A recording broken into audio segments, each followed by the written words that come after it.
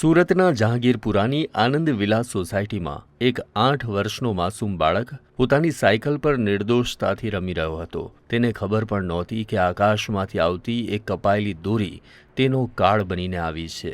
સીસીટીવીમાં જે દ્રશ્યો દેખાય છે, સીસીટીવીના દ્રશ્યોમાં દેખાય છે કે બાળક શાંતિથી સાયકલ ચલાવી રહ્યો હતો અને અચાનક કાતિલ દોરીએ તેના ગળાને એવું તો રૂંધી નાખ્યું કે હોસ્પિટલ પહોંચતા પહેલા જ તેને દમ તોડી દીધો. એક તરફ આખું શહેર ઉત્તરાયણની તૈયારીમાં હતું, બીજી તરફ એક મા બાપનો એકનો એક દીકરો હંમેશ માટે સૂઈ ગયો. અહીં સવાલ એ થાય કે પ્રતિબંધ હોવા છતાં જીવલેણ દોરીઓ આવે છે ક્યાંથી? શું આપણી થોડી સેકન્ડની મજા માટે કોઈનું લોહી વહે તે જરૂરી છે?